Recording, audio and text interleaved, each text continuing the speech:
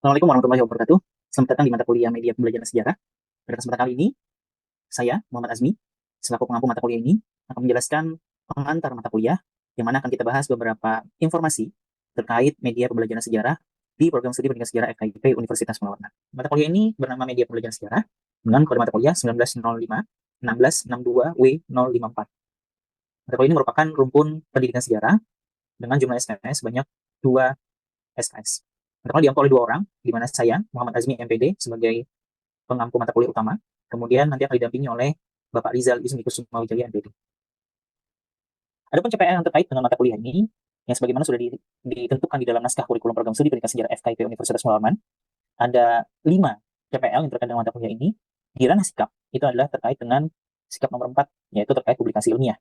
Di mana mata kuliah ini nantinya diharapkan dapat mendiseminasikan hasil medianya kepada publik. Kemudian yang kedua adalah P6 atau pengetahuan nomor urut 6 di dalam naskah kurikulum, yaitu pendidikan sejarah, di mana yang sudah disebutkan tadi, mata kuliah ini masuk dalam rumpun mata kuliah pendidikan sejarah. Kemudian keterampilan umum yang terkait dengan mata kuliah ini adalah keterampilan umum nomor urut 2, yaitu berpikir kritis, di mana mahasiswa nanti diharapkan dapat menggunakan pemikiran kritisnya untuk menganalisa kebutuhan-kebutuhan media pembelajaran sejarah sesuai dengan kondisi yang ada di lapangan. Kemudian keterampilan khusus yang terkait dengan mata kuliah ini adalah KK nomor 1, atau KK1, yaitu menyusun perangkat pembelajaran, di mana nanti mahasiswa diharapkan dapat menyusun perangkat pembelajaran berupa perencanaan atau proposal pengembangan media pembelajaran, yang mana itu nanti akan terkait dengan perencanaan pembelajaran di mata kuliah sebelumnya. Kemudian kakak ketiga, yaitu adalah mengembangkan produk pembelajaran, di mana mahasiswa nanti diharapkan dapat menghasilkan atau mengembangkan produk berupa media pembelajaran sejarah yang nantinya dapat digunakan oleh masyarakat, terutama di sekolah, yang mana itu menjawab kebutuhan di sekolah. Adapun capaian pembelajaran mata kuliah atau CPMK dari media pembelajaran sejarah adalah mahasiswa mampu mengembangkan media pembelajaran sejarah melalui apa? Melalui penguasaan konsep dasar media pembelajaran sejarah. Kemudian yang kedua adalah analisis kebutuhan media pembelajaran dan aplikasi konsep dan prinsip didaktif pedagogis. Adapun deskripsi mata kuliah ini adalah mata kuliah bertujuan untuk agar mahasiswa mampu memahami konsep dan mengembangkan media pembelajaran sejarah. Nah, dalam mata kuliah ini adalah materinya nanti yang akan dipelajari dalam mata kuliah media pembelajaran sejarah, yaitu mahasiswa akan mempelajari konsep dan teori media pembelajaran, model pengembangan media pembelajaran, analisis kebutuhan media pembelajaran, penyusunan desain media pembelajaran, dan mendiseminasikan hasil pengembangan media pembelajaran. Adapun materi utama atau materi secara garis besar di dalam mata kuliah media pembelajaran sejarah itu dapat dibagi menjadi 3 bagian. Yang pertama adalah konsep dasar media pembelajaran sejarah, yaitu yang nanti akan disampaikan pada pertemuan 1 sampai ke 5. Kemudian ada analisis kebutuhan media pembelajaran sejarah, itu akan disampaikan di pertemuan 6 dan 7. Kemudian ada pengembangan media pembelajaran sejarah, yaitu pada pertemuan 9 sampai 15. Adapun detail dari setiap bagian materi ini akan disampaikan di slide berikut ini. Konsep dasar media pembelajaran itu ada 5 pertemuan tadi ya disampaikan. Yang pertemuan pertama kita akan belajar terkait definisi media pembelajaran sejarah itu seperti apa. Kemudian yang kedua, pertemuan kedua itulah tujuan dan manfaat media pembelajaran. Kemudian pertemuan ketiga, jenis dan klasifikasi media pembelajaran. Pertemuan keempat itu adalah sumber dan bahan media pembelajaran. Kemudian yang terakhir atau pertemuan kelima dari konsep dasar media pembelajaran akan berbicara tentang model pengembangannya. Di mana nanti materi kelima ini itu akan berhubungan dengan materi besar atau materi pokok pada pertemuan ke-6 dan 7. Nah, adapun materi utama dari analisis kebutuhan media itu ada 2. Yang pertama ini sudah ke arah project ya, di mana pertemuan ke-6 mahasiswa akan diminta untuk menganalisis kebutuhan media berdasarkan laporan pengenalan lingkungan persekolahan atau PLP dari kakak tingkatnya di tahun sebelumnya. Adapun pertemuan ke-7, nah ini akan langsung diminta melakukan observasi di sekolah mitra, yang mana nanti di pertemuan ke-6 sebelumnya itu sudah dipelajari hal-hal pertemuan-temuan dari laporan PLP di sekolah tersebut. Adapun materi pokok terakhir atau materi utama itu adalah pengembangan media pembelajaran, di mana ini sesuai dengan deskripsi mata kuliah atau capaian pembelajaran mata kuliah tadi yang tujuan untuk mengembangkan media pembelajaran. Di pertemuan ke-9 kita akan bersama-sama ya menyusun proposal pengembangan media pembelajaran sejarah sesuai dengan hasil temuan dari laporan PLP dan observasi lapangan atau observasi di sekolah di pertemuan ke-6 dan ke-7 sebelum. Kemudian pertemuan ke-10 dan 11 kita akan melakukan penyusunan desain awal media pembelajaran sejarah, di mana nanti desain awal ini secara umum bisa dikembangkan sesuai kebutuhan ya, dan sesuai dengan proposal yang sudah disampaikan atau dipresentasikan di pertemuan ke-9. Kemudian pertemuan ke-12 dan ke-13 kita akan melakukan rencana bangun media pembelajaran sejarah, di mana di pertemuan ini, di 2 pertemuan 12 dan 13 ini, teman-teman atau mahasiswa akan diminta mempresentasikan prototype atau desain awalnya ya, yang sudah drafting media pembelajaran, sehingga akan mendapatkan masukan ya dari teman-teman sejawat maupun dari tim dosen. Kemudian pertemuan ke-14 dan 15, mahasiswa akan diminta untuk melakukan presentasi hasil pengembangan media pembelajaran sejarah yang merupakan bagian dari diseminasi diseminasi media pembelajaran sejarah yang dikembangkan sesuai dengan proposal di pertemuan ke-9. Ada metode pembelajaran yang dilaksanakan dalam mata kuliah media pembelajaran sejarah secara umum terbagi menjadi dua. Yang pertama adalah inquiry learning, disertai dengan discussion, di mana nanti teman-teman mahasiswa akan diminta untuk melakukan pencarian terkait term, istilah-istilah penting atau mungkin kata kunci yang menjadi topik utama dari pertemuan 1 sampai 5 ya, untuk pertemuan 1 sampai 5. Kemudian di pertemuan 6 sampai 15 kita akan melakukan metode pembelajaran dengan menggunakan project based learning, di mana teman-teman akan diminta untuk mengerjakan beberapa tahapan-tahapan dari salah satu model pengembangan ya. Nanti teman-teman diminta bikin proposal, sudah dijelaskan sebelumnya. Artinya itu pertemuan ke-6 menganalisis kebutuhan, 6, 7, 9 sampai 15 itu sudah pengembangan media belajar. Ada model perkuliahan. Dan nanti akan ada dua ya. Ya secara umum sih ada dua, yaitu luring dan daring. Nah, pertemuan 1 sampai 5 kita akan laksanakan secara luring di tatap muka langsung di dalam kelas. Kemudian pertemuan ke-6 dan 7 kita akan laksanakan secara daring karena di 2 minggu tersebut teman-teman melakukan analisis kebutuhan terhadap laporan dan syukur-syukur dapat segera melakukan observasi di lapangan dalam 2 minggu tersebut. Sehingga pertemuan kita laksanakan secara daring saja. Kemudian pertemuan 9 dan 11 ya, penyusunan presentasi proposal, kemudian penyusunan desain awal, kita lakukan secara daring.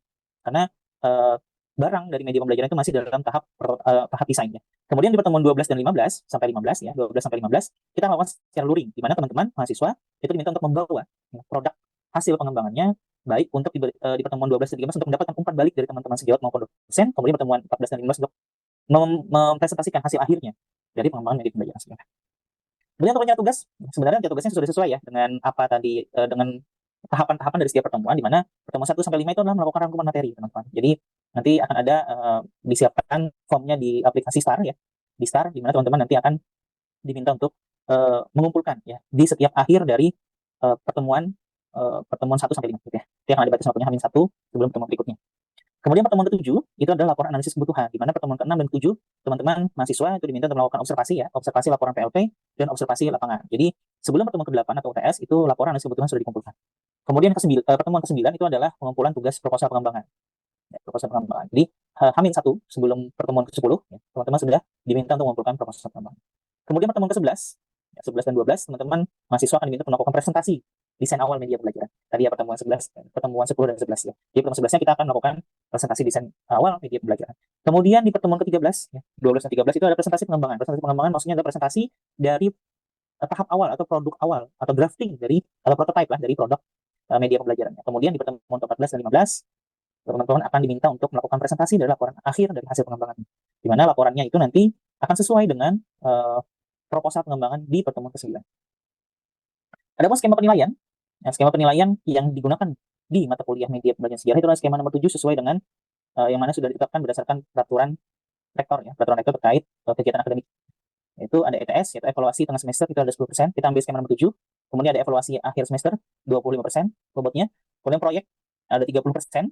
Kemudian tugas ada 25% juga. Kemudian afektif atau kehadiran teman-teman di perkuliahan itu adalah 10%. Jadi total dari skema 7 itu adalah 100%.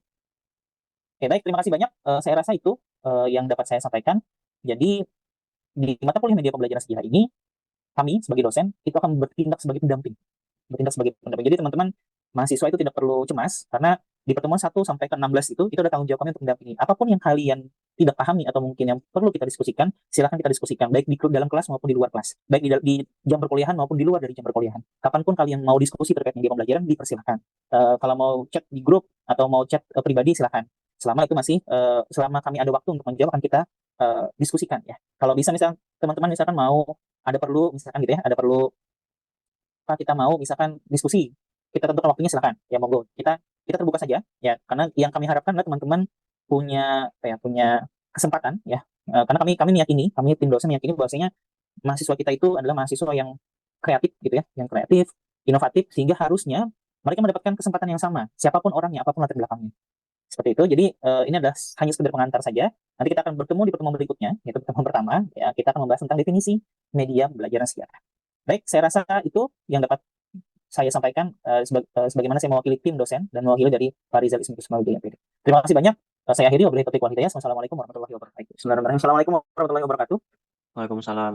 Waalaikumsalam. Selamat pagi dan salam sejahtera untuk kita semua. Baik, terima kasih banyak teman-teman yang sudah berkenan untuk bergabung pada mata kuliah media pembelajaran sejarah pada pertemuan pertama ini gitu ya. Baik, sebelum kita mulai, mari kita berdoa. menurut agama dan kepercayaan kita masing-masing. Berdoa dimulai. Baik, berdoa selesai. Sebelum saya mulai, ada yang tidak berhadir atau belum masuk ke dalam Zoom ini. Bisa di absen dulu temannya. Ada 26 orang ya. Satu kelas berapa orang? 37, Pak. 37. Berarti ada 10 orang lagi ya. Nanti di akhir saja kita presensi untuk di start nanti ya. Oke, baik.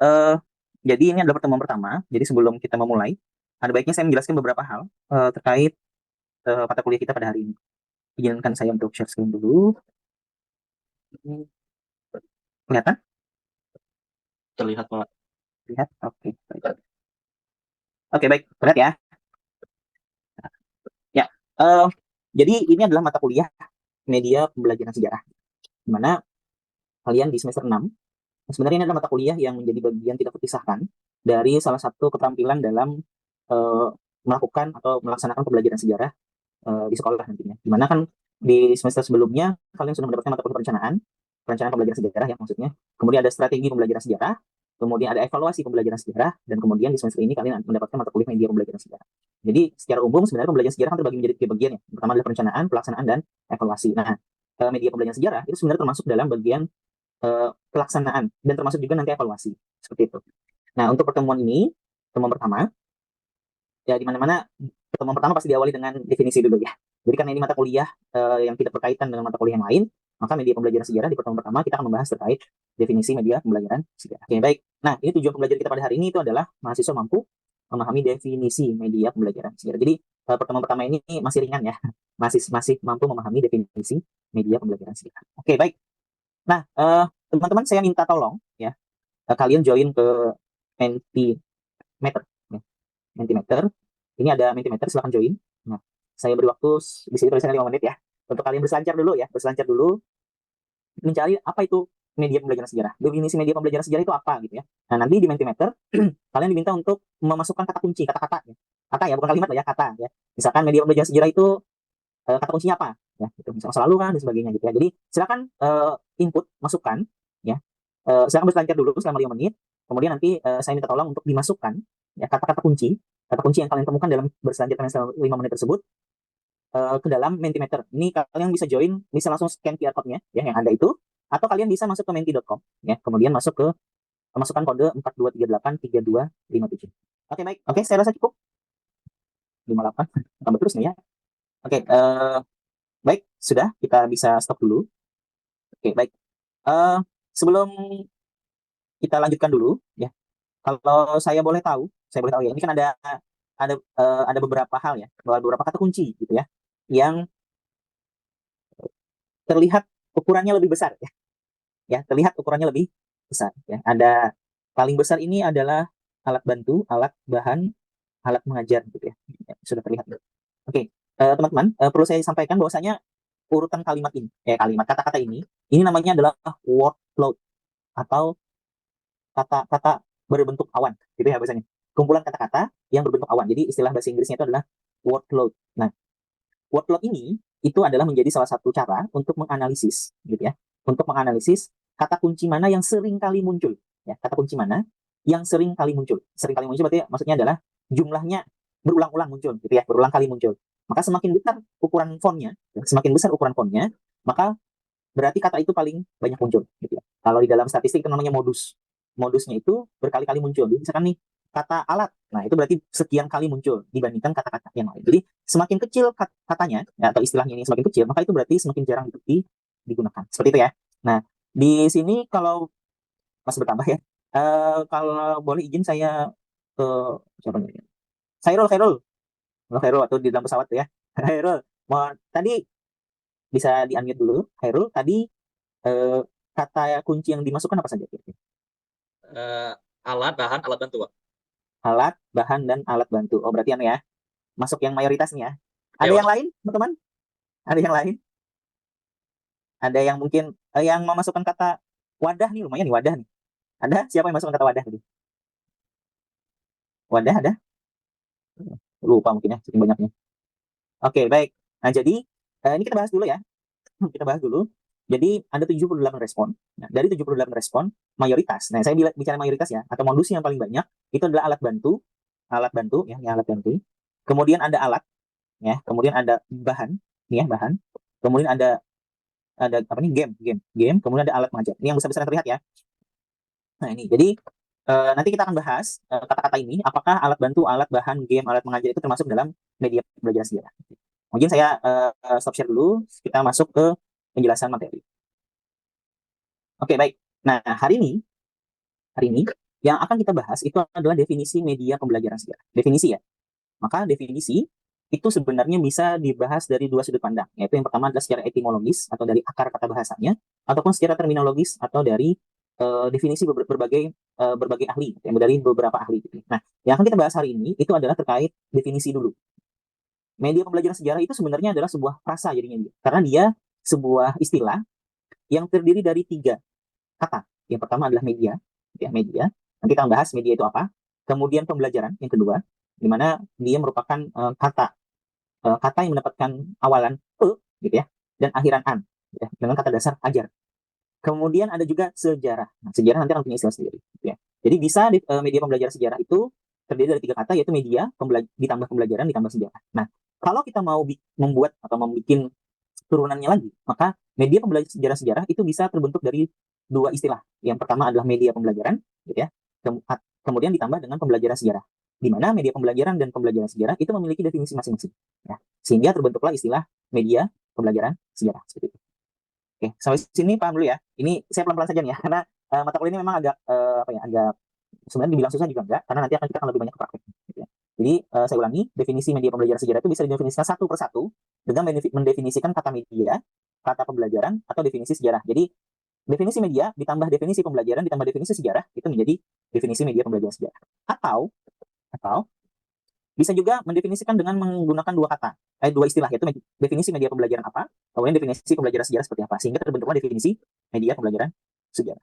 Oke, nah sekarang kita masuk ke definisi media. Tadi di workload tadi ada beberapa yang sudah masuk ya. Jadi media itu adalah jamak. Jamak itu kalau bahasa Inggrisnya plural. Plural itu kata banyak yang lebih dari satu. Dua, bahasa Inggris kan lebih dari satu itu dua ya. Lebih dari satu itu banyak ya anggapannya ya. Misalkan permen, satu permen candy gitu ya. Kemudian kalau dia banyak jadi candies misalkan gitu ya. Dan seterusnya. Nah, sehingga bentuk media itu adalah bentuk jamak sebenarnya. Bentuk tunggalnya apa? Bentuk tunggalnya adalah medium. Kalau kalian mungkin belajar fisika, medium itu kan sebuah bahan atau alat yang misalkan panas, maka dia menghantarkan panas ya, menghantarkan panas. Misalkan kalau kalian misalnya di dapur lagi masak gitu ya. Nah, biasanya kan pegangan panci itu kan panas juga ya. Kalau bukan kayu pegangannya. Walaupun kayu biasanya tetap panas gitu ya. Nah, itu namanya nanti penghantar. Jadi panci itulah menghantarkan panas dari eh, api yang bersentuhan dengan panci. Seperti itu misalkan ya. Nah, maka media itu adalah bentuk jamak atau bentuk banyaknya dari medium. Nah, medium itu diartikan sebagai perantara atau penghantar. Perantara atau penghantar. Sehingga kalau kalian misalkan sering dengar istilah media massa misalkan, maka dapat didefinisikan media massa. Massa itu kan orang banyak ya, masyarakat, massa kepada orang banyak gitu, itu massa. Maka media massa itu adalah suatu penghantar informasi kepada orang banyak, ke media massa. Nah, kemudian di definisi yang kedua, media juga diartikan sebagai alat atau sarana komunikasi. Nah, dalam ilmu komunikasi inilah yang nanti sering kita dengar tadi yang saya sempat sampaikan, bahwasanya itu berhubungan dengan media massa, misalkan TV gitu ya, itu media massa ya, TV, koran, kemudian portal berita di internet misalkan, sekarang bahkan YouTube pun bisa menjadi media massa juga sekarang gitu ya. Siapapun boleh menyampaikan informasi gitu ya. Nah, itu salah satu media namanya. Jadi dia alat ya, atau sarana. Sarana itu kan berarti sesuatu yang menjembatani ya gitu ya. Menjembatani untuk orang saling berkomunikasi ya. Berkomunikasi artian menyampaikan informasi gitu ya. Nah, itu adalah definisinya. Yang ketiga adalah alat atau bahan atau orang. Ada tambahan ya. Alat, bahan atau orang dengan tujuan menyampaikan pesan. Jadi kalau misalkan ya saya menyampaikan ke ketua tingkat menyampaikan ke kalian, maka ketua tingkatnya menjadi media. Ya. Ketua tingkatnya menjadi media. Kenapa? Karena dia adalah orang yang memiliki tujuan menyampaikan pesan dari saya kepada orang lain, kepada kalian maksudnya. Seperti itu ya. Nah, itu untuk media. Jadi di sini media itu dapat diartikan sebagai mau dia alat, mau dia bahan, atau dia orang yang itu menjadi perantara untuk menyampaikan informasi. Nah, seperti itu sederhananya, seperti itu ya. Jadi media apapun bentuknya, selama dia tujuannya untuk menyampaikan informasi, maka dia termasuk dalam media. Ya. Baik itu. Nah, kemudian pembelajaran. Nah, tadi kan sudah saya sampaikan bahwasanya pembelajaran itu adalah kata dasar yang mendapatkan awalan pe dan akhiran an, gitu ya. Sehingga menjadi pembelajaran. Nah, tapi dia juga sebenarnya kalau mau diambil kata dasarnya itu sebenarnya adalah belajar, mendapatkan kata imbuhan pe dan menambahkan akhiran an. Jadi pembelajaran. Belajar, kata dasarnya belajar berarti ini. Tapi kata dasar belajar itu adalah ajar, gitu ya. Jadi dia mendapatkan dua kali imbuhan nih. Pe, be, dan akhiran an, gitu ya. Nah, apa itu pembelajaran? Itu adalah proses komunikasi. Ingat, pembelajaran itu adalah proses komunikasi dua arah, di mana ada orang yang mengajar dan ada orang yang belajar. Siapa yang mengajar? Pendidik. Dalam ini biasanya guru, dosen itu adalah pendidik ya. Yang dalam hal ini kerjaannya atau pekerjaannya adalah mengajar kata kerjanya. Kemudian ada juga yang belajar. Siapa yang belajar? Yang belajar adalah peserta didik. Seperti itu. Jadi proses pembelajaran itu adalah sebuah proses komunikasi dua arah. Jadi tidak mungkin, ya bukan tidak mungkin ya. Kalau hanya gurunya saja yang mengajar, nggak ada muridnya, kan nggak mungkin. Bukan pembelajaran namanya. Atau siswanya saja atau peserta didiknya aja yang belajar tanpa disuruh, berarti bukan pembelajaran namanya. Gitu ya. Nah, proses komunikasi ini bisa tertulis maupun bisa tertulis maupun tidak tertulis. Ya, bisa lisan maupun tulisan. Lisan misalkan seperti ini, kita sekarang, itu kan lisannya. Ada proses komunikasi dua arah. Kalian mendengarkan, saya menyampaikan, gitu ya. Kan, kecuali misalkan saya di depan laptop sendirian berbicara, mengajar, nah itu, tapi tidak ada orang yang videonya saya simpan aja, misalkan. Beda kalau misalnya saya upload ke YouTube, kemudian minta tolong teman-teman untuk menonton, nah itu termasuk proses komunikasi dua arah nanti. Karena ada tujuan saya membuat video itu adalah mengajar pada mahasiswa seperti itu ya. Nah, itu ada proses komunikasi dua arah. Jadi ada yang mengajar, ada yang belajar. Pokoknya ada yang mengajar, ada yang diajari, nah seperti itu. Nah, kemudian definisi berikutnya adalah interaksi antara peserta didik dengan pendidik dan sumber belajar dalam suatu lingkungan belajar. Kemudian yang ketiga adalah penciptakan lingkungan agar peserta didik dapat belajar. Ya.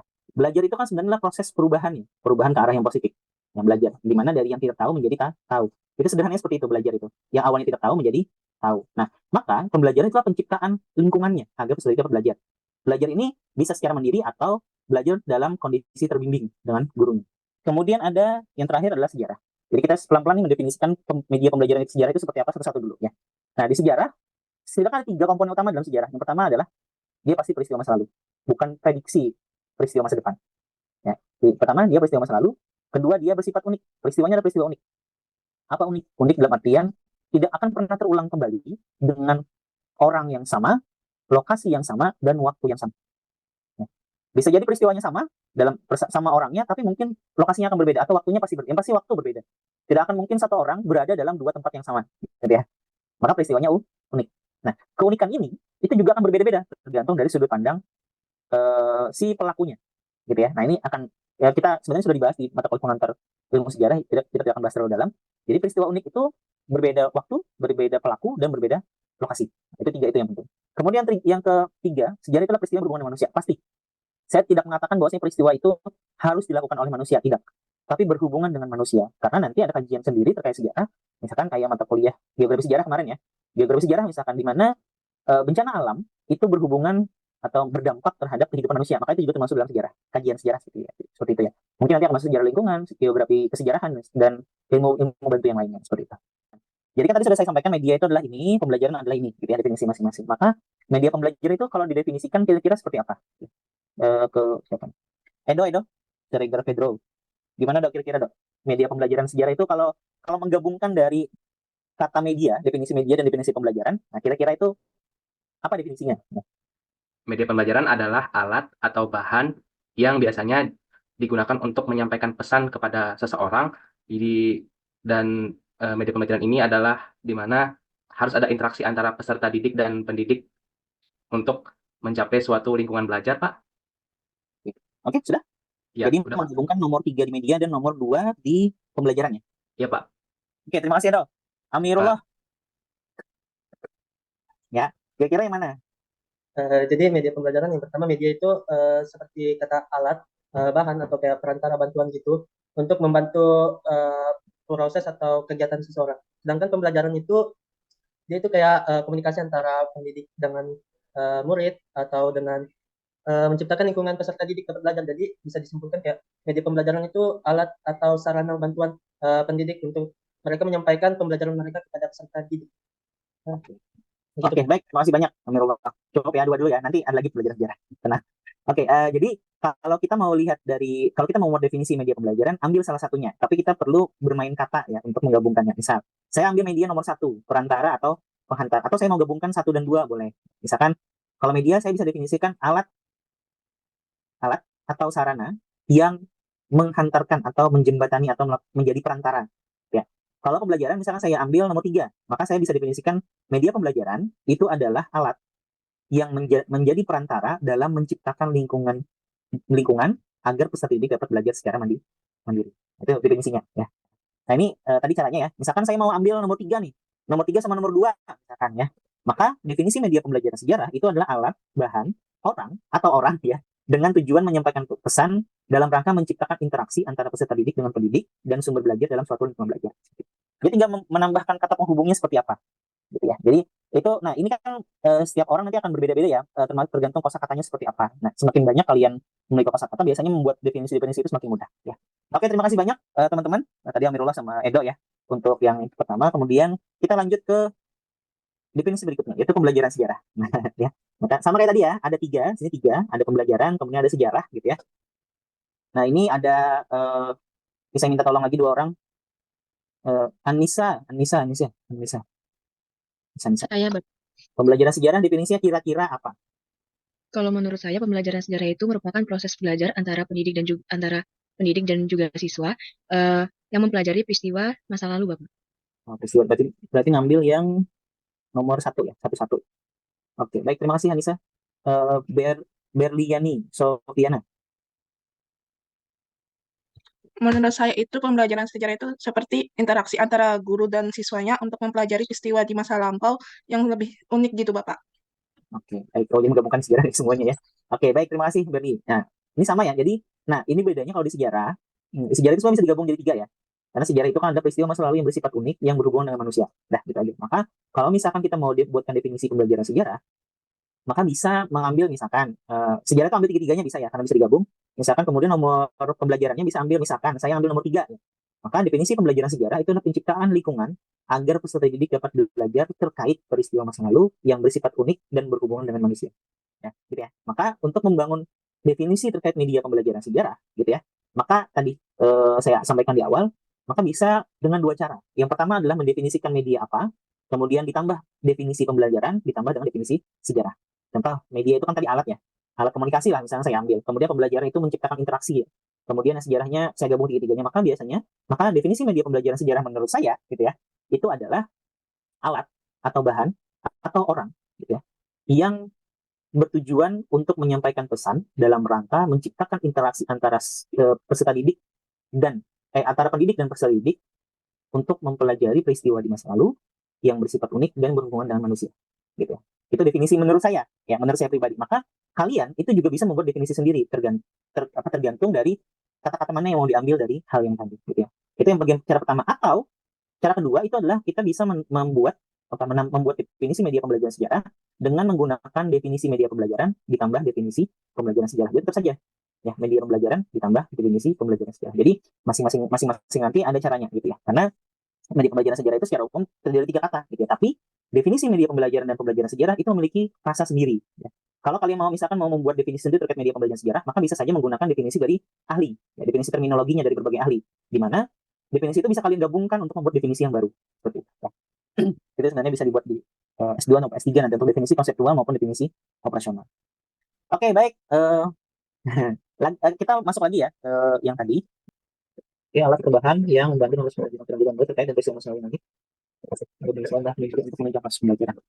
Masih nambah ya, perantara komunikasi antara guru dan siswa untuk mempelajari peristiwa misalnya. Masih ada sesuatu yang dapat digunakan oleh pengajar siswa dalam proses belajar mengenai sejarah untuk mencapai tujuan pembelajaran berupa alat, bahan, atau teknik yang membantu penyampaian materi. Wah, ini unik nih ya. Jadi memang membuat definisi itu tidak mesti harus berurutan ya, medianya dulu, pembelajaran atau sejarah. Karena tergantung dengan kata-katanya. Kalau seperti ini kan dia menyampaikan alat, bahan, atau teknik itu baru di akhir. Di mana ini adalah definisi dari media. Seperti itu ya. Nah, jadi tugas yang perlu kalian kerjakan gitu ya, nanti dikumpulkan melalui aplikasi STAR ya, paling lambat H-1 pertemuan kedua. Jadi kalau hari ini hari Kamis, maka dikumpulkan paling lambat hari Rabu ya, hari Rabu jam 23.59. Nanti di STAR akan saya setting. Untuk pertemuan berikutnya kita akan bahas, atau pertemuan kedua akan membahas terkait tujuan dan manfaat media pembelajaran sejarah. Jadi mudah-mudahan nanti minggu depan bisa bergabung lagi ya. Insya Allah nanti kita akan offline saja di kelas insya Allah. Baik, terima kasih. Saya akhiri. Wabillahi taufiq wal hidayah. Wassalamualaikum warahmatullahi wabarakatuh.